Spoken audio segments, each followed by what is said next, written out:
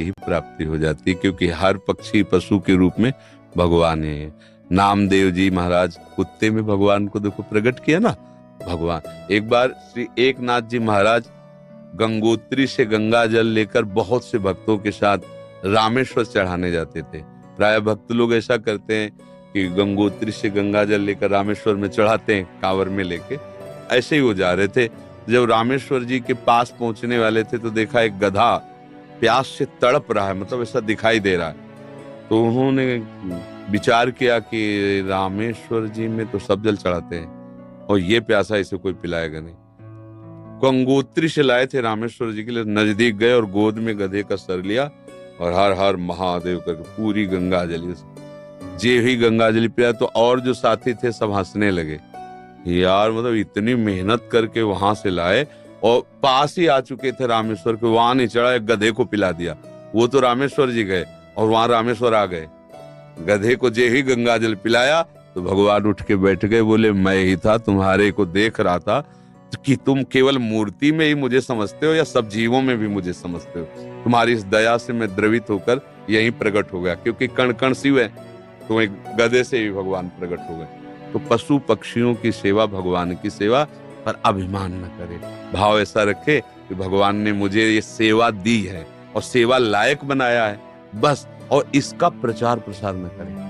प्रचार प्रसार करने से सेवा का जो सुकृत होता है वो नष्ट हो जाता है। जैसे आप यार मित्रों से और बहुतों से कि हम तो ऐसा करते हैं, मतलब ये बात जैसे आप संत से या गुरुजनों से कहे तो बात अलग होती है, बस इसके बाद फिर इसे गुप्त। अगर कोई कहे भी कि सुना है कि आपने पक्षियों की बहुत सेवा करते हो, अरे हम अपनी ही सेवा नहीं कर पाते, पक्षियों की क्या, मतलब उसे हमें दबाना है। हमसे पाप बन जाए तो कह देना है, पुण्य बन जाए तो छुपा लेना है, पर अपने लोग उल्टा करते हैं।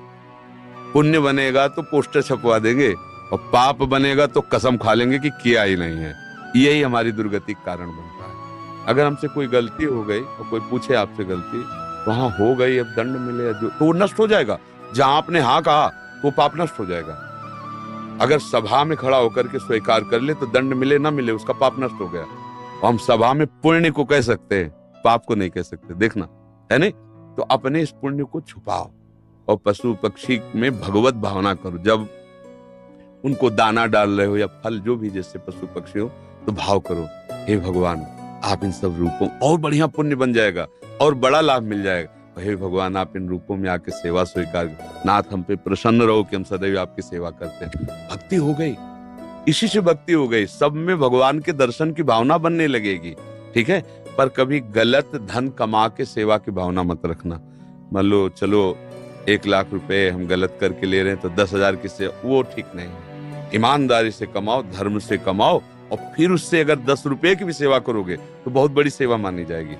10 करोड़ सेवा बेईमानी से वो तुम्हारे लिए बिल्कुल बेकार है। और 10 रुपए गरीब की एक रोटी जितना पुण्य देगी ना, राजा का उतना पूरा धन का खजाना नहीं, क्योंकि वो मेहनत से करके, और 4 रोटी में 3 में परिवार चलाया, अपने हिस्से की दे दिया दूसरे को, बहुत बड़ा दान हो गया। तो दान का ये भी स्वरूप समझना है कि गंदे आचरणों द्वारा, बेईमानी द्वारा नहीं, धर्म से कमा करके। एक बार राधा बाबा ने भागवत सुनी, एक ब्राह्मण आते थे, श्रद्धा से सुनाया। अब दक्षिणा देने की बात आई तो बाबा ने कहा हम तो सन्यासी हैं, क्या दक्षिणा दें। आज बड़े बड़े लोग बैठे थे, जिसके पास पवित्र धन हो 125 रुपया हमें दे दो।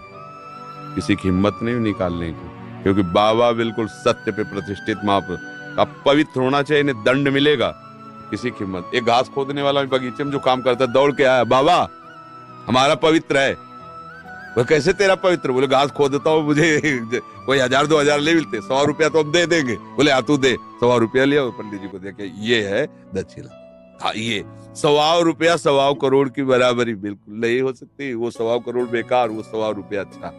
धर्म से कमाओ और